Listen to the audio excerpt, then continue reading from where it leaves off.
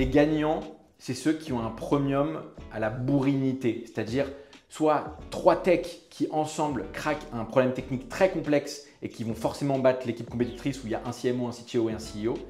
L'histoire a fait qu'on a monté cette boîte-là ensemble parce que on avait une position particulière sur un marché, une appétence avec un sujet et qu'on était les bonnes personnes pour faire ça.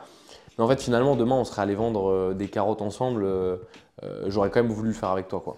Certains l'ont plus que d'autres et c'est leur vraie quête, devenir millionnaire, milliardaire, devenir riche. Et même si vous dites que vous ne le faites pas pour l'argent, à la fin, une entreprise, une start-up, il y a un intérêt économique. Salut les amis, bienvenue dans cette vidéo un peu spéciale. Je suis avec mon acolyte Robin.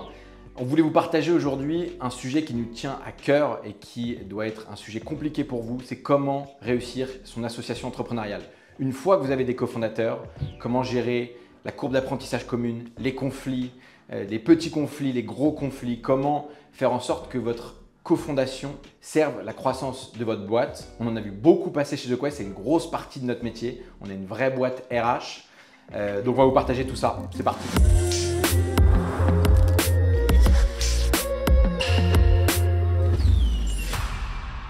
Alors, par quoi on démarre? La première grosse thématique, c'est déjà comment choisir ses associés. Et nous, un truc qu'on dit souvent chez The Quest, c'est un peu sur le timing de vie. Donc c'est un truc que sous-estiment beaucoup les entrepreneurs avec lesquels on bosse. C'est quoi le timing de vie dans lequel je suis? Est-ce que je viens de sortir des cours? Est-ce que je viens d'emménager avec mon partenaire, mon copain, ma copine? Et est-ce que ce timing, il match avec le timing de mon associé? Ouais. C'est un truc qui crée pas mal de frustration quand il y en a un qui, par exemple, est en couple et ce couple, par définition, lui prend du temps là où l'autre est célibataire. On en a vu quelques-uns. Donc, pour toi, que les deux soient sur un timing de vie identique, ça facilite beaucoup de choses. Et à minima, s'ils ne le sont pas, il faut que ce soit parlé, communiqué, pleine tête dès le départ sur qu'est-ce que ça peut créer le fait qu'il y en a un qui soit en couple et pas l'autre. Ouais, en tout cas s'interroger sur, en tout cas avoir un peu le recul de se dire est-ce que mon partenaire il est dans la même réalité que moi? Parce que c'est pas uniquement sur le fait de est-ce qu'il est en couple ou pas, c'est est-ce que vous êtes dans la même expérience de vie au même moment et de ce que la vie vous a appris en termes d'apprentissage au global parce que la boîte elle va prendre une dimension tellement importante dans votre vie personnelle, ça va déborder à tous les niveaux et donc il faut comprendre à quel point ce sujet va déborder aussi chez l'autre et comment ça va être réceptionné dans sa propre vie. Et nous, on s'est rencontrés à l'IUT, on avait la même réalité d'étudiants ambitieux qui avaient envie de lancer des trucs. Et donc, il n'y a pas eu de… On se comprenait, il y a pas eu… On vivait la même chose au même moment, donc ça a facilité, je pense, tout le reste Ouais. dans la manière dont on a envie de vivre nos lives. En fait. Et on n'aurait pas fait The Quest si on n'avait pas fait Mille et un food truck ensemble. Exactement. C'est clair. Donc en fait, ce que tu dis, c'est un contexte commun, le plus commun possible entre les cofondateurs, mais surtout un niveau de maturité de vie le plus égal possible pour partir d'un socle fertile, parce qu'après la boîte va vous emmener dans des trajectoires où tout le monde ne va pas forcément progresser à la même vitesse. Donc la base, c'est de partir d'une maturité commune. D'ailleurs, petit point, enfin petite parenthèse, dans toutes ces discussions-là, il n'y a pas de vérité absolue. Il y a toujours beaucoup de contexte et il y a toujours des contre-exemples qui vont donner tort à ce qu'on est en train de raconter. Par contre, en termes de probabilité, le fait que votre association elle fonctionne, c'est de partir de ce terrain commun, quoi. Et là, récemment, d'ailleurs, avec un entrepreneur de The Quest qui nous a introduit un ancien, pas salarié, mais en tout cas un ancien mec avec qui il avait bossé, dont il évaluait potentiellement le fait de le faire rentrer en cofondateur. Qu'est-ce qu'on s'est dit d'ailleurs un peu on s'est dit, écoute, il est très sympa, mais lui, il est en couple avec des enfants, pas toi. Si toi, demain, donc tu fais une app mobile consumer, si tu dois bouger aux US, on sait très bien qu'en une semaine, les billets seront pris, alors que lui, ce sera, s'il le fait, il faut le convaincre déjà, mais ce sera 6 mois de chantier. Donc, en fait, on a fait une projection de ce qui allait se passer et on lui a fait gagner peut-être 2 ans d'exécution en lui disant écoute, il est super sympa, il a l'air très fort en termes de compétences tech. Quand bien même c'était le meilleur qu'il pouvait trouver, je pense, à l'instant T. Il avait l'air très fort. Mais que on était persuadé que ça n'allait pas le faire pour cette raison. Parce que nous, on l'a testé aussi. On lui a posé des questions très difficiles au rendez-vous. Notamment celle-ci, il s'est demandé de bouger aux US. Et on a vu qu'à l'inverse de l'autre, il n'a pas dit non, mais il a un peu bégayé. Ouais, c'était chaud. Ouais, non, clairement. Donc, c'est un bon point. Ne pas regarder les compétences, il faut les regarder évidemment, mais le niveau de maturité, le niveau de contexte commun, en fait, a beaucoup plus d'importance sur le long terme et le succès de votre boîte que des compétences qui s'apprennent sur Internet au final. Ouais, complètement. Et ça fait une bonne transition parce que la grande majorité des gens pensent que pour s'associer et réussir, il faut trouver un mec qui est complémentaire. Nous, c'est pas trop notre politique. Tu peux expliquer un peu pourquoi on ne croit pas tant à cet adage de se dire si je sais faire les courses et toi le ménage, viens en faire un. Alors il y a plusieurs choses. Alors nous, la typologie des des builders du 17-27 ans auxquels on s'adresse, déjà, on part du principe qu'ils peuvent tout apprendre très rapidement parce qu'ils ont une plastique cérébrale encore souvent très malléable. Donc en fait, les compétences s'apprennent et ils n'ont pas forcément d'être complémentaires sur les compétences. Il y a une autre chose, c'est que à 17-27 ans, aussi mature, singulier, drop-out qu'ils soient, ils n'ont pas forcément la maturité émotionnelle, intellectuelle, humaine pour valoriser le métier d'un autre. C'est-à-dire qu'un CTO va très difficilement comprendre le métier d'un CEO et donc le valoriser. Or, tu t'associes aussi et tu continues de rester associé par admiration humaine et professionnelle. Et donc, des profils techniques aussi opposés entre un CMO et un CTO, le liant et l'admiration ne fonctionnent pas très bien sur cette typologie d'âge. Et on le voit quand on a par exemple un profil marketing, un profil technique qui s'associe. Tant que les apps sont shippées vite et qu'il y a de la croissance marketing sur les apps, ça se passe très bien entre eux. Dès que par exemple, pour une raison, un facteur externe, exogène, le marketing ralentit un peu, le CTO il commence un peu à bitcher sur son cofondateur, alors qu'en fait, il ne devrait pas, il devrait continuer de le soutenir, de lui dire c'est normal, et rien de comprendre pourquoi parfois la machine d'un côté ou de l'autre peut s'enrayer. Et je pense que l'autre point aussi, c'est qu'on a vu des équipes pas du tout complémentaires qui, par les effets composés de leurs compétences uniques, arrivaient à transpercer des murs et des Rubicons versus des équipes complémentaires qui étaient compétitrices à elles sur un marché et un sujet commun. Et en fait, parfois, 3 sales qui bourrinent les sales, ça fait certes une boîte sales, mais ça va aller beaucoup plus vite que la même boîte de profils complémentaires. Ce qui est assez troublant, c'est qu'à l'inverse, parfois, des équipes complémentaires vont aller très loin. Et il y a certains sujets où il y a besoin d'équipes complémentaires. Mais je pense qu'il y a certaines boîtes, notamment des boîtes sur des marchés qui sont extrêmement compétitifs. Les gagnants, c'est ceux qui ont un premium à la bourrinité. C'est-à-dire soit 3 techs qui ensemble craquent un problème technique très complexe et qui vont forcément battre l'équipe compétitrice où il y a un CMO, un CTO et un CEO. À l'inverse, un challenge technique qui n'est pas très grand, mais où par contre le marché se prend par de la force commerciale. 3 profils sales qui sortent des écoles de commerce, en général, gagnent à la fin.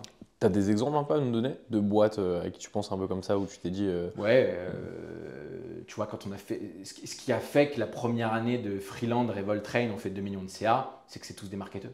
Et qu'en fait, ils ont dit toutes les écoles sont ultra mal marketées, avec les bonnes ads, le bon webinar, des funnels à l'américaine.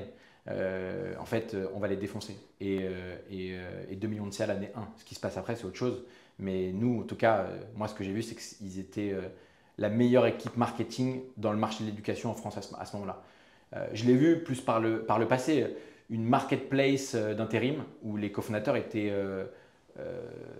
3 sales et où le CTO, au début, était un peu externalisé. Après, ils lui ont fait les départs. Mais en fait, la boîte est devenue leader parce que c'était ceux qui arrivaient à choper le plus de clients et les plus beaux clients. Et donc, leur plateforme d'intérim pour les étudiants intérimaires était la plus sexy du moment, structurellement. Ouais. Ok, non mais intéressant. Une image mentale, enfin un outil qu'on utilise aussi souvent, c'est le truc du bébé. C'est de dire les personnes voudraient faire un enfant en disant tu sais faire les couches, moi je sais faire la cuisine, viens on fait un enfant. Ça viendra à personne. Ça viendra à personne de faire un enfant comme ça. C'est plus en fait, il y a de l'amour, on s'entend sur des valeurs, une culture commune et du coup on a envie de fonder un foyer et faire un enfant. Et bah c'est un peu la même chose. Enfin je trouve que ce parallèle il marche bien dans l'entrepreneuriat et qui est de dire, alors c'est pas, je m'en fous de ce que tu sais faire, mais la raison pour laquelle j'ai envie d'enfanter un projet, si on va au bout un peu du parallèle, c'est parce que quitter finalement me donne envie de faire quelque chose avec toi. De l'admiration. Et parfois, on admire aussi un peu les défauts de l'autre. En tout cas, on les accepte plus facilement qu'un autre humain. D'ailleurs, c'était pas prévu dans la vidéo, mais peut-être rebondissons là-dessus. Comment on fait quand on était… enfin, ça a dû nous arriver, donc on peut y réfléchir. Avec une de nos boîtes, on a dû voir… De ne pas être d'accord, ça arrive non, ça, tous les jours. Toutes les semaines. Non, quand tu admires ton cofondateur pendant 2 ans, ça se passe super bien. Et là, l'année 3… Tu peux plus voir sa gueule. Non, alors non, je dirais pas que tu peux pouvoir sa gueule, mais parce que ça, c'est un cas extrême qui peut arriver, mais c'est vraiment, tu te dis, je l'admire plus comme avant. Qu'est-ce qu'on fait? J'ai quelques intuitions. Non, mais là, on parle d'ingénierie sociale. Moi, ce que je ferais, alors déjà, si je me rends compte qu'on est un CEO et un CTO, un couple entrepreneurial. Attends, est-ce que la question, c'est déjà pas pourquoi? Pourquoi est-ce que je l'admire plus? Oui, mais Non, parce que parfois, mais c'est on un a sujet nos de contexte. humeurs. Non, ouais, je veux dire, c'est un truc dynamique. Parce que tu vois bien c'est un peu comme les couples en vrai d'ailleurs. Ce que t'aimais chez une personne, bah, avec les années se passant, les machins, c'est des choses que tu vas plus aimer, mais tu dois être en mesure de comprendre Oui, pourquoi mais aussi, tu vois. tout Ton contexte a tout changé, couple ta a des dynamique, cycles elle. où il y en a un des deux qui aime moins l'autre, mais ça revient. Ça, je l'ai vu aussi. En Ou amour pas. comme en entrepreneur. Ouais, Ou ou pas. pas. Ouais, mais il y a beaucoup de cas où ça revient aussi. Mais attends, termine du coup sur ton. Bah, moi, je dirais que si vous êtes deux cofondateurs et que vous n'admirez plus, il faut attendre un peu, voir si ça revient pas. Mais en fait, euh, il faut sérieusement songer à quitter le bateau. Le cas où c'est beaucoup plus facile, c'est quand vous êtes commencé à être 3, 4 ou 5, et où là, tu peux te raccrocher à ceux que tu admires le plus, voire tu peux en parler avec les autres que tu admires toujours et leur expliquer et essayer de trouver pourquoi eux admirent toujours la personne que toi tu n'admires plus. Et donc en fait, essayer de te rappeler pourquoi tu l'aimes. Est-ce que en fait, c'est pas des micro-événements qui font que tu es énervé contre la personne, Ouais, qui sont de l'irrationnel en fait. conjoncturels un peu. Ouais, conjoncturel, pas structurel. Il y a ça. Et après, moi, ce que je vois, c'est que des gens qui ne s'aiment plus, la faute est souvent à celui qui n'aime plus. C'est qu'il fait plus l'effort pour aimer la personne. Donc, il prend plus autant de temps pour faire des séminaires avec, déjeuner avec. Hmm. Pour, Il n'a pas entretenu la relation. c'est plutôt en général la faute de celui qui n'aime plus, quoi. Donc, je dirais au début de se forcer à se prendre des moments informels pour essayer de retrouver la flamme, du rire, remettre le nez dans le travail de l'autre pour comprendre où sont ses challenges, l'aider, voir. En fait, essayer de retrouver, de rebâtir de l'empathie, hein. Ouais, de refaire ce qui crée du kiff aussi. Parce que c'est ça, la difficulté, c'est quand tu as la tête dans le guidon et tu es dans le train de tous les jours et tu es à tacler des problèmes, tu peux perdre un peu cette notion de plaisir, alors que quand tu démarres un peu la fleur au fusil, il y a plein de petites victoires, d'événements qui font que ça te remet des pièces dans la machine et des coups de boost. Donc ça, il faut essayer de les retrouver aussi. Ouais, je dirais même, alors on a créé The Quest pendant le Covid, donc on a eu beaucoup de boîtes remote, et même nous avons eu un ADN remote avant d'avoir ce QG. Ouais, ça, ouais. En fait, le remote crée de la paranoïa, et la remote crée beaucoup de frustration. L'écrit de fou aussi. L'écrit, Ouais. régler les problèmes par écrit, et en fait, nous, à chaque fois, même entre nous, on a eu des conflits avec les 5 cofondateurs de The Quest. En fait, rien de tel que de prendre un moment désagréable et bloquer un déjeuner avec la personne et lui dire pleine tête pourquoi tu es énervé contre elle en ce moment. Et en fait, Ouais. rien que de ça, ça soulage. Mais en plus, l'autre peut te présenter des cartes de voici pourquoi j'étais comme ça en ce moment, voici le contexte que tu n'as pas, voici les éléments que tu n'as pas. Ça peut être des éléments personnels, j'ai cette galère, ou juste, non, tu ne vois pas tout le travail que j'abats. Et ça a de la valeur et je te le rappelle. Ouais, non, c'est clair, c'est clair. Mais ça, c'est un énorme sujet d'ailleurs, parce que nous, je pense qu'on a construit un peu une culture où on se dit les choses, même désagréables, et on essaye de ne pas laisser traîner les problèmes un peu sous le tapis. Ouais. Et on se rend compte que c'est pas du tout le cas, et je pense que c'est pas du tout dans la culture même des gens. Française, ouais, française peut-être, c'est peut-être ou les plus. méditerranéens. C'est ça. Plus. Et je pense que l'enjeu, c'est en tout cas, même si ça va vous faire passer des discussions qui sont très très désagréables, il y a toujours un premium à se dire, en fait, si c'est dans le bac de ta tête tous les jours et que ça revient, Ouais. ça va finir par exploser à la figure. Donc, en fait, le truc à retenir, c'est les conversations que tu veux pas avoir, sont souvent les conversations que tu devrais. Qui créent beaucoup de valeur. Ouais, mais que tu devrais avoir en priorité, en fait. C'est ça le Et truc. c'est pareil avec tes clients d'ailleurs. Tes clients te churn et tu comprends pas trop pourquoi. C'est dur, mais il faut se mettre à la table et leur demander d'être ultra honnête et pas juste te dire ouais, j'avais pas le temps. Non, il y a une raison pour laquelle.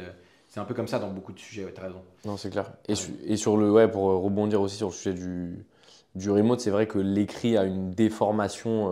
Bon, il y a tellement de sujets où je me dis là, ça pue trop, on va jamais se comprendre par écrit parce que précisément, moi j'ai un prisme qui va déformer ma lecture d'un message. Donc il y a des sujets qui ne se règlent pas à l'écrit, quoi. Donc, ça nous est déjà arrivé, des cofondateurs qui, après 6 mois, étaient hyper amoureux et on commence à voir qu'ils se parlent de moins en moins. Donc nous, on met le nez dedans.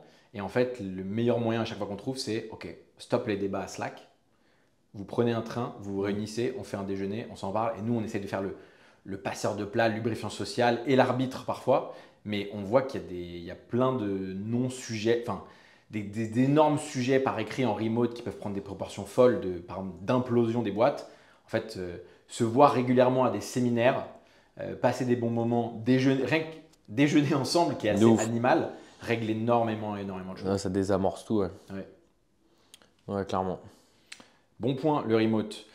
Qu'est-ce qu'on a d'autre pour réussir son association entrepreneuriale? On a parlé du timing, on a parlé du remote, on peut parler de la nature des motivations de l'association. Pourquoi vous le faites ensemble et pourquoi vous faites ça? Énorme sujet et c'est toujours assez compliqué de sonder le vrai pourquoi un peu des gens. Mais en tout cas, moi, ma conviction profonde, c'est que vu que de toute façon, ta boîte, elle va pivoter, le problème que tu attaques au début n'est pas le problème que tu vas attaquer à la fin, ou que va y avoir, en fait, ta boîte, elle va rentrer dans un cycle de machine à laver où l'image que tu en avais au début est nécessairement, sera nécessairement transformée par la mise un peu en application de ce que tu vas faire. J'ai le sentiment que les boîtes qui réussissent le mieux sont des boîtes où, en fait, finalement, le sujet est presque un prétexte. Alors je sais qu'il faut être convaincu par le problème qu'on attaque, etc., etc. Mais je trouve qu'il y a quand même un enjeu à ce niveau-là, qui est de dire en fait, bon, l'histoire a fait qu'on a monté cette boîte-là ensemble parce que on avait une position particulière sur un marché, une appétence avec un sujet et qu'on était les bonnes personnes pour faire ça. Mais en fait, finalement, demain, on serait allé vendre des carottes ensemble. J'aurais quand même voulu le faire avec toi, quoi. Ouais. Enfin, j'ai le sentiment que… Et les gens le voient pas trop sur ce filtre-là. C'est vrai. Mais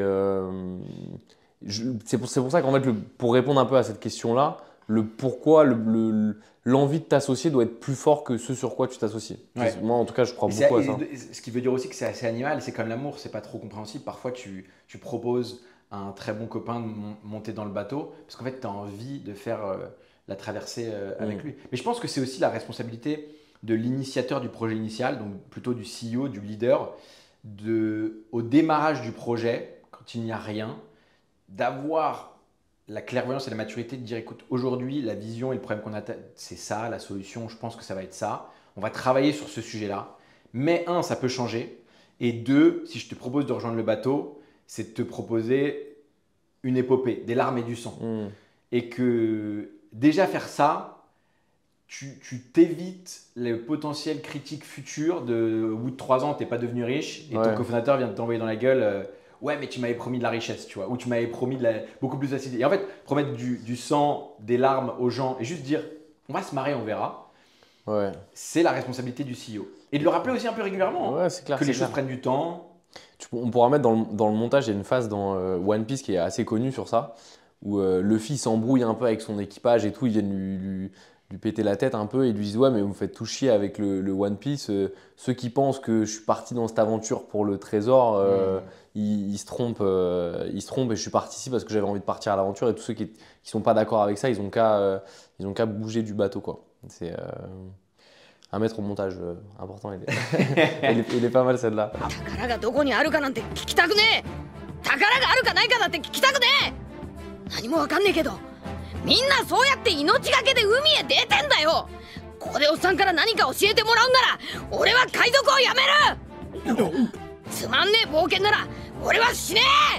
Après, un autre point aussi, des associations moi, que je trouve très fortes et qui perdurent dans le temps, c'est les associations de vices. C'est-à-dire, si toi, tu le fais pour devenir millionnaire, il va falloir que tu trouves des cofondateurs qui le font aussi pour devenir millionnaire, milliardaire. Parce que s'il y en a un qui le fait pour la fame et pour, par exemple, prouver à son ex ou à ses parents, en fait, il est probable que lui arrive à ce One Piece, à compléter cette quête. En un an, tu peux devenir famous, alors que devenir riche, ça prend en général plus de temps. Et donc, il y a un désalignement des intérêts et des vices. Et donc, moi, ça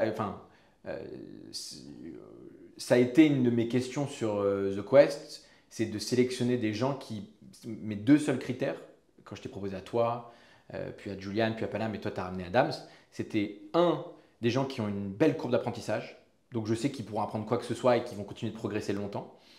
2, des gens résilients et donc plutôt des profils sportifs qui n'avaient pas peur de l'effort. Ouais. Et ces deux trucs-là, je pense que c'est notre client à nous. Et je le regarde quand on a des équipes qui postulent à The Quest. Je regarde si, s'ils sont tous alignés sur le même vice. Par exemple, tu vois, l'équipe qu'on avait avant, juste en Dej, une équipe mobile consumer, pourquoi j'y croyais? Leur sujet n'était pas spécialement intéressant. Par contre, je vois bien comment en 10 ans, ils peuvent faire un truc exceptionnel parce que les trois étaient alignés justement sur la quête, faire des choses créatives, intéressantes. Leur vie, c'était pas l'argent, Ouais. parce qu'ils en avaient déjà un petit peu et que ça n'avait pas l'air de les intéresser plus que ça. Et je pense Peut-être des beaux peut-être, produits, ouais. faudra creuser, peut-être qu'il y en a un sur les trois qui voulait plus prouver à Samis, mais même pas. J'ai l'impression qu'ils avaient la même énergie créatrice et créative, tu vois. Ouais, Et ça, c'est bon, puissant parce que ça reste dans le long terme. ouais, clairement. Et regardez essayez de trouver les vices des gens, parce que s'ils n'ont pas le même que vous, ça va créer un désalignement à moyen terme qui est relou à gérer. Non, c'est clair. Et après, il y a un autre sujet aussi sur ça, c'est qu'il faut accepter qu'il y a des fins de collab. Genre, parce qu'on est un peu matrixé par, on a envie que l'histoire se termine bien, mais moi j'avais écouté une interview de Fernand Lopez, qui a été l'entraîneur de Francis Ngannou, qui est un gros personnage du MMA français, où il racontait, parce justement il est connu un peu pour il a ramené Francis Ngannou au titre de l'UFC, il n'a pas gagné la ceinture avec lui, mais du coup Ngannou a arrêté de bosser avec lui à ce moment-là. Et lui, et donc tout le monde lui demande alors pourquoi et tout. C'était un peu un sujet chaud. Et lui, il répondait en fait, parfois c'est juste des fins de collaboration. Et genre, je suis allé de 0 à 1 avec lui, je l'ai récupéré, il était limite SDF à ma salle, je l'ai emmené à la ceinture de l'UFC. J'étais le bon mec pour faire ça de 0 à 1. Et un jour, l'aventure, et il n'y a pas d'autre. Et donc je dis ça parce que parfois, il y a quand même, je vois des gens qui s'accrochent. Dans le dur alors que c'est pénible, il y a de la souffrance. Et c'est comme les couples en fait. Parfois tu fais l'année de trop, tu devrais juste plus être avec la personne alors que la meilleure chose à se dire c'est de se dire bon on a vécu X années extraordinaires ensemble. Pour 1 milliard de raisons on est arrivé au bout de notre collab. Viens on s'arrête maintenant au lieu de se faire plus de mal quoi. Ouais, Et donc c'est dur à avoir comme discussion mais… C'est dur à avoir, mais je pense que les bonnes questions à poser, c'est aller voir la personne. Enfin, quand tu t'accroches trop, tu es dans le déni, tu ne peux pas vraiment le savoir que tu t'accroches trop. Par contre, celui qui, dans l'association, qui ressent qu'il y en a un qui s'accroche trop, je pense que c'est sa responsabilité d'aller le voir autour d'un bon déj avec une bonne bouteille de vin et juste de lui poser des questions pour que l'autre y réponde. Et ces questions, pour moi, c'est est-ce que tu fais ça parce que socialement, c'est trop dur de lâcher le bateau, tu n'as pas envie d'être le lâcheur ou d'être celui qui s'est fait virer. Et dans ce cas, le détendre et lui dire sache qu'on peut écrire une narrative ensemble qui te protège socialement, te dire on écrira l'histoire que c'est toi qui as décidé de partir, qu'on est en super terme. Vous pouvez écrire une narrative commune, un storytelling qui protège tout le monde socialement parce que la pression sociale ça fait que des gens s'accrochent trop à des trucs auxquels ils ne devraient pas s'attacher. Ça peut être la pression du ouais mais si je pars maintenant, je peux peut-être rater le trésor, le One Piece, les millions qui arrivent dans 1 an. Et ça, il faut arriver à faire… Enfin, rien que poser la question aux gens, déjà, ça va leur faire maturer la question et ce sera leur responsabilité d'y répondre. Ce n'est pas à vous de prendre la décision pour eux. Mais il faut leur souffler que déjà, devenir riche, ça prend toujours plus de temps que ce qu'on imagine. En vrai, ce n'est pas si stylé que ça. Et que s'ils quittaient maintenant pour faire autre chose dans lequel ils sont super détendus, où il n'y a pas de friction et où ils ne sont pas en train de perdre pied, leur vraie zone de génie, qui n'est plus votre boîte actuelle, en vrai, ils deviendraient riches beaucoup plus rapidement et qu'en fait, ils ne se rendent pas compte, mais il y a un énorme coup d'opportunité à ne pas faire autre chose qui est plus agréable, plus facile, plus zone de génie. Et être avec la mauvaise personne, même Comment ça ? Il y a un coup d'opportunité à être avec la mauvaise personne. Ouais. Donc c'est tout le temps que tu passes à t'acharner dans un couple où ça va pas, c'est du temps que tu passes pas avec quelqu'un d'autre avec qui tu serais potentiellement heureux. Donc, mais c'est vrai qu'en fait, la frontière entre résilience et acharnement, elle est fine. Elle est dure à trouver. Mais ce que je trouve intéressant dans ce que tu dis, c'est le vrai art, je trouve, des meilleurs entrepreneurs, c'est de masteriser une fin de collab smooth, même si elle est difficile émotionnellement. Savoir dire à un moment, c'est stop, et pour plein de raisons qu'on ne va pas débattre et qui ne sont pas forcément utiles à débattre, on n'est plus les bons cofondateurs ensemble. Soit on se fout sur la gueule, on prend des avocats, il peut se passer plein de choses. Ou alors, on se prend une bonne discussion d'une heure pour se dire ce qu'on a à se dire et on s'entend sur une sortie avec un petit chèque, tu rends tant d'equity, etc. Ça, pour le coup, ça sauve des belles boîtes quand c'est bien fait. Ouais, non, c'est clair. Et on n'en a pas parlé, mais les packs d'associés sont là pour ça aussi, hein, Et même, c'est paradoxal parce que les gens ne veulent jamais avoir ces discussions-là au tout début de l'aventure. Alors qu'au tout début de l'aventure, tout va bien et que tout le monde est par la fleur au fusil hyper content. Alors que justement, le moment où vous allez rédiger ce pacte-là, et pour ceux qui ne le font pas, on ne peut que vous encourager à avoir des packs d'associés béton parce que ça permet de cadrer que la discussion ne parte pas trop en couille. Et de dire, ok, bah, c'est quoi le scénario où un, il veut partir, pourquoi il veut partir, les mécanismes de bad liver, good liver, enfin tous ces trucs-là, ouais, pensez-y dès le début parce qu'une fois que vous serez en train de vous arracher, c'est plus compliqué. Ouais. Je sais pas si tu me racontes dans la vidéo, mais tu m'as raconté une fois que toi, même en date, bon aujourd'hui tu es en couple depuis un moment, mais même en date, tu posais la question quand est-ce que tu veux des enfants? Dans les premières minutes. Parce qu'en fait pour toi tu disais il va y avoir la drague, et on va apprendre à se connaître, et en fait si elle veut des enfants dans 6 mois alors que moi c'est plutôt dans 3, vas-y ça va être…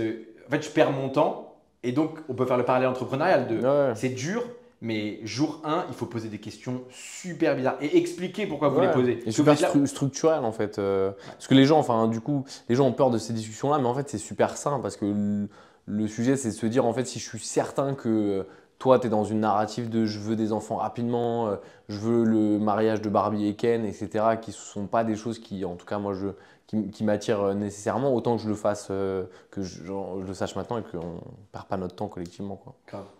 Encore une fois, les discussions difficiles sont celles qui créent le plus de valeur, surtout quand elles sont faites tôt. Sans transition, si pour terminer sur le rapport à l'argent, on parlait des vices tout à l'heure. Certains l'ont plus que d'autres et c'est leur vraie quête, devenir millionnaire, milliardaire, devenir riche. Et même si vous dites que vous ne le faites pas pour l'argent, à la fin, une entreprise, une start-up, il y a un intérêt économique qui soit plus ou moins prononcé. Comment, jour 1, on pose des bases solides sur le rapport à l'argent de chacun et savoir si on est à minima aligné sur les bases, sur le socle? Ouais, non, exactement. Parce qu'en fait, c'est à tous les étages d'une boîte, la gestion de l'argent. Et donc, et tu le vois bien, il y a des boîtes où ils ont une culture très pingre, ils comptent le mois centime, parce qu'ils sont généralement d'ailleurs sur des marchés, des jeux économiques où tu es à la marge près, au centime près, et que du coup, il ne faut pas déconner avec l'argent. Et tu as d'autres marchés où en fait, tu peux être plus généreux, faire des largesses, tout ça, parce que tu peux te le permettre. Et donc l'enjeu, c'est aussi de capter ça en fait entre les associés et de comprendre est-ce que vous avez c'est ça le même rapport à l'argent, est-ce que vous avez envie de piloter ce qu'il y a dans la caisse de la même manière. Et ça peut créer des frictions énormissimes quand vous êtes désalignés là-dessus. Ouais. Donc parler un peu déjà, Day One, du niveau de salaire dont chacun a besoin pour se sentir bien et vivre. Parler de quelle va être la politique de note de frais. Ouais. C'est un vrai sujet d'embrouille. Ouais, clair, Il y en a qui sont en mode on peut faire des notes de frais à foison, c'est notre culture, là où d'autres veulent pas de notes de frais et ça peut créer des vraies embrouilles. À quelle vitesse les gens veulent être riches? Parce que si tu fais une société, bon les startups ne versent pas beaucoup de dividendes, mais si tu commences à avoir un bel ARR, disons que tu es autofinancé, année numéro 3, tu vas commencer à avoir le sujet de il y a de l'EBITDA, il y a possibilité de se verser des dividendes. Et il y a des moments où certains en ont besoin pour payer leur mariage ou autre, là où d'autres ne sont pas pressés d'être riches et préféreraient prendre cet argent, le réinvestir dans la croissance de la boîte. Je pense que si tu peux avoir cette discussion très tôt dans l'aventure, tu t'évites des problèmes futurs. Ça ne veut pas dire que les avis ne peuvent pas changer en chemin, parce que les parcours de vie changent aussi, mais ça reste une discussion intéressante de voir comment, dans le cas où vous auriez un désaccord day one, comment ce désaccord autour de l'argent est géré. Est-ce qu'il se discute bien? Est-ce qu'il y a de la bonne communication?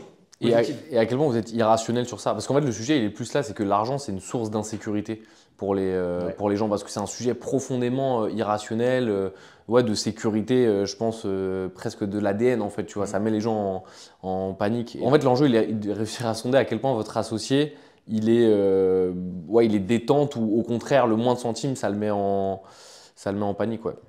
Parce que vous n'avez pas du tout piloté le cash flow de la même manière. Ouais. On a la courbe d'apprentissage qui doit être équivalente. Ça, c'est un sacré merdier. Comment on fait pour que… alors, je vais parler d'un point de vue CEO d'une boîte. La solution que j'ai trouvée pour que les courbes d'apprentissage soient équivalentes entre les différents cofondateurs, c'est d'envoyer à chacun des ressources pour en permanence, des ressources, ça peut être des formations payantes, des articles, des vidéos, des tweet threads. Moi, je le fais, j'envoie à mes 4 cofondateurs de The Quest des ressources particulières qui sont selon moi des zones où ils doivent progresser et continuer de progresser. Mais en fait, ce qui est intéressant, ce n'est pas forcément ce qu'il y a dans ces ressources. C'est juste le signal continu chaque semaine de continuer à apprendre, continuer à apprendre, continuer à apprendre. On est 5, il y en a qui vont aller plus vite que d'autres.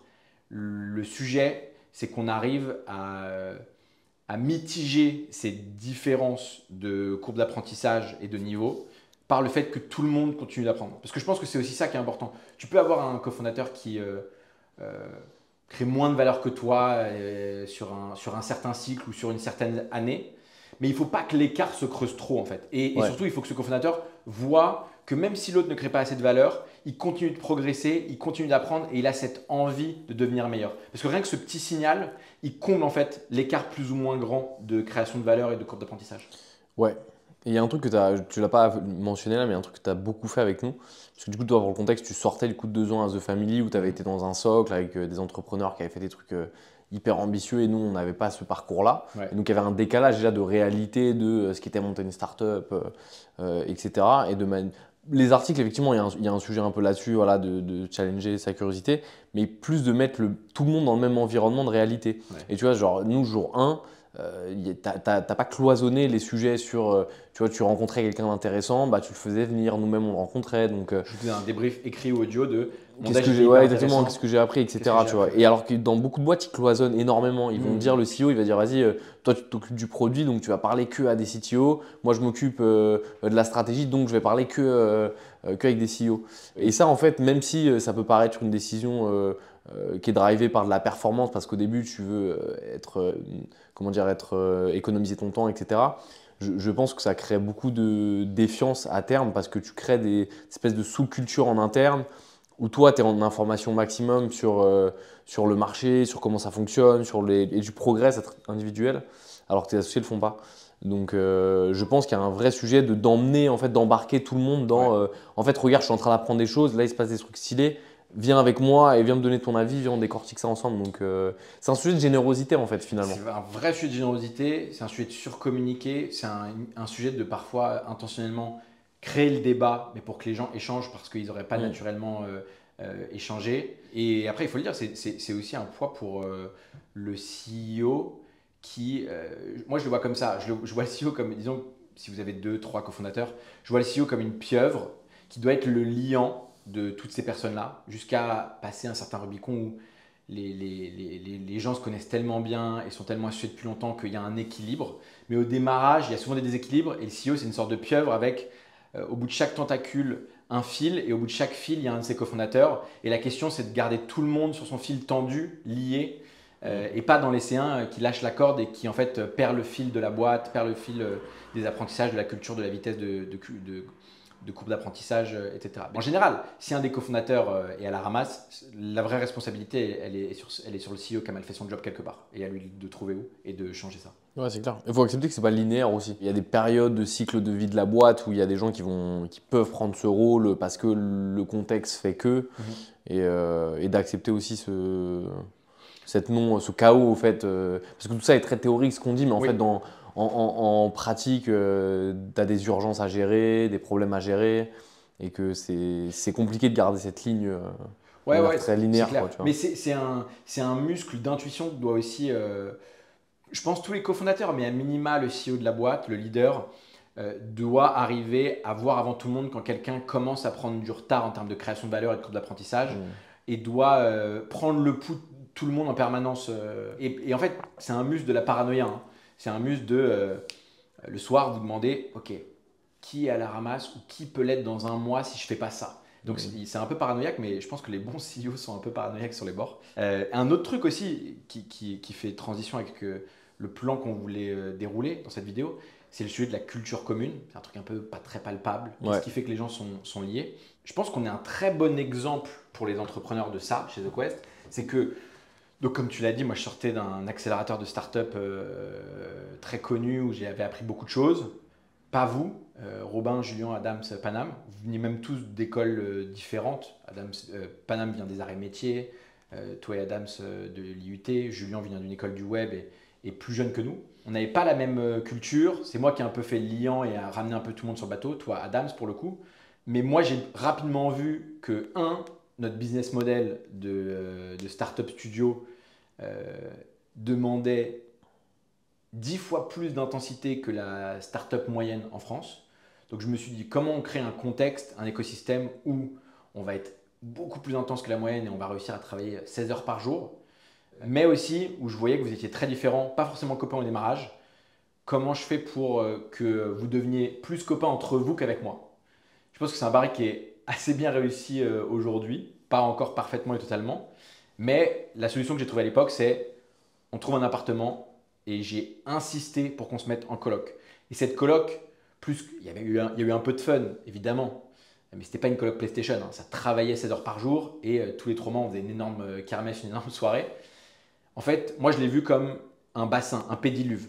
Un pédiluve où on allait beaucoup passer de temps ensemble, du temps perso, du temps pro. On allait énormément se renifler, en fait, et on allait vivre très rapidement les pires côtés des uns et des autres, donc les slips qui traînent, les petits détails qui font chier en couple et en couple entrepreneurial, et que ce pédiluve commun, si on arrivait à passer le Rubicon de la première année, on allait passer beaucoup plus de temps ensemble parce qu'on s'était fait un stress test et de nos pires facettes à chacun, mais aussi une culture commune. On a tellement passé de temps qu'on a bâti une sorte de cerveau commun, une manière de penser, une manière d'agir, des réflexes communs. Ouais, complètement. Et tu penses que ça serait pas créé hors. Moi, je pense qu'on n'avait pas fait la coloc, on serait pas là. On serait mort depuis longtemps. En fait, tout le monde se connaîtrait beaucoup moins bien. On accepterait beaucoup moins les petits défauts chiants des uns et des autres. Ça aurait jamais fonctionné. Donc, j'ai réfléchi comme ça à l'époque. Donc, réfléchissez à ce genre de format. L'intensité sauve souvent en entrepreneuriat. Sauve souvent le manque de compétences, le manque d'argent, le manque d'intelligence. Ça sauve de beaucoup de choses. La culture, on pourra en faire une vidéo entière. Une dernière source de divergence dont on n'a pas parlé, il peut y avoir l'argent, il peut y avoir les petits défauts, les chaussettes qui traînent, même si c'est une image virtuelle. Ça peut être une culture pas assez commune, ça peut être la courbe d'apprentissage. Mais il y a aussi le manque d'ownership. Ça sert à ça, les associés. Ça sert à ça. Quand vous avez un trou, ils le comblent. Les bons associés. Ouais, non, c'est le manque. Ça peut paraître évident dit comme ça, mais un truc qu'on a beaucoup observé, qui est une énorme source de clash et de conflits dans les boîtes, c'est le manque de clarté ou de clarification dans les responsabilités et les ownerships de chacun. Parce que quand ça va aller mal, et spoiler alert, ça va aller mal, le réflexe par défaut, c'est de se tirer dessus et de se dire non, mais c'est ta faute, etc. Alors qu'il y a un truc qui je pense, évite, en tout cas protège en une certaine mesure ça, c'est d'avoir un niveau de conscience et de clarté super clair sur ça, c'est mon engagement, c'est ma responsabilité et je m'engage collectivement devant mes associés, devant mes salariés à se dire en fait la bonne tenue ou la performance de ce sujet, c'est moi qui en ai la charge. Et ça ne veut pas dire que les autres se déchargent et viendront l'enterrer si jamais il ne réussit pas ce qu'il est en train de tacler, mais ça veut juste dire qu'en tout cas c'est super clair et que tout le monde va supporter ça. En tout cas, il y a un niveau de conscience là-dessus qui évite des espèces d'angles morts en fait. Et pour moi, ces angles morts, ils sont la source de beaucoup de boîtes parce que du coup, il y a un espèce de vide qui va être dont les conflits vont venir se nourrir. Donc ça, soyez hyper clair sur. Et tu vois, un autre truc, par exemple, je pense qu'on a bien fait chez nous, c'est de clarifier les sujets sur lesquels chacun avait moins de chances de se tromper. Ouais. Et donc, parce que d'ailleurs, les gens mélangent un peu tout. Ils pensent que, alors, il faut un CEO à bord qui tranche en cas de conflit, mais ça ne veut pas dire que le CEO il est omnipotent et il doit être le meilleur sur tous les sujets. Bien au contraire, il peut y avoir des associés, je ne sais pas, sur des sujets RH par exemple, où vous allez estimer que sur 100 décisions, il va proportionnellement moins se tromper que vous. Et donc ça ne veut pas dire qu'il ne va jamais se tromper, ça veut juste dire qu'à l'échelle, sur cette typologie de décision, cette typologie de sujet, vous lui faites confiance pour avoir un jugement de meilleure qualité. Et donc ça doit être assez clair même entre vous, et en tout cas nous ça l'est, même si ça n'a pas été gravé dans le marbre, les zones de... On parle de zones de génie, mais les zones d'information, on sait sur, ok, il a fait preuve par le passé d'un discernement sur lequel je lui fais confiance là-dessus, et l'équipe lui fait confiance sur ce sujet, quoi. À la fin, c'est une vie de vestiaire. Il y a celui qui tire les coups francs, qui on a confiance, celui qui tire les corners, il y a celui qui tire Voilà, les exactement. pénaltys, il y a celui qui est gardien. C'est ça. C'est, je pense, une bonne métaphore pour expliquer ce que tu veux expliquer. Et donc aussi, savoir prendre ses responsabilités. Quand vous comprenez que c'est votre ownership dont on parle et que là, il y a un sujet critique, urgent, allez-y, posez-les sur la table et dites je ne sais pas si je vais réussir ou pas, mais je prends ce problème à bras le corps et on se revoit dans 2 mois. Ma responsabilité, c'est de le régler. Et je pense qu'il y a un sujet de le formuler aussi. Ça me paraît très con dit comme ça, mais d'avoir un moment un peu formel où soit vous l'écrivez, soit vous prenez la parole dans une réunion. Mais en tout cas, le fait de se mettre dans cette position-là, en plus, va quelque part vous met au pied du mur pour performer, quoi. Donc ça, c'est super, super important. Et je pense qu'il y a plein de jeunes entrepreneurs qui oublient de le faire et que c'est source de bordel, quoi. Grave. Je pense qu'on a balayé pas mal de sujets qui vous aideront, on l'espère, à réussir votre association entrepreneuriale. Je terminerai avec une citation d'Orelsan, la quête forcément qu'on adore ici. Orelsan dit « Le meilleur moyen de régler un conflit, c'est de poser des questions. » Bonne chance. Il dit ça Dans quelle chanson il dit ça? Tu la mettras en montage parce que moi je vais... de ma gueule à la fin. Tu la mettras Attends, je te la retrouve en live. Coupe pas. Tu connais les fausses citations en philo? Je sais pas si tu vois les étudiants comme ça où ils disent un jour Spinoza a dit. Attends, je vous la reprends. L'expérience prouve que. Carrément, je suis un boomer, je demande à Google, pas à ChatGPT. J'avais pas la punchline perso, mais. C'est dans Note pour trop tard. Il y a tellement de punchlines dans Note pour trop tard. Mais dedans, il dit le meilleur moyen de régler un conflit, c'est de poser des questions. On te croit, frère. On te croit. Non, je vais vous trouver des preuves. Il faut donner des preuves à ses associés quand ils se foutent de votre gueule. Ah voilà, je l'ai exactement. La même histoire à plein de versions. La meilleure façon de sortir d'une embrouille, c'est de poser des questions. On n'était pas loin. On n'était pas loin. Comme souvent chez les on n'est pas loin.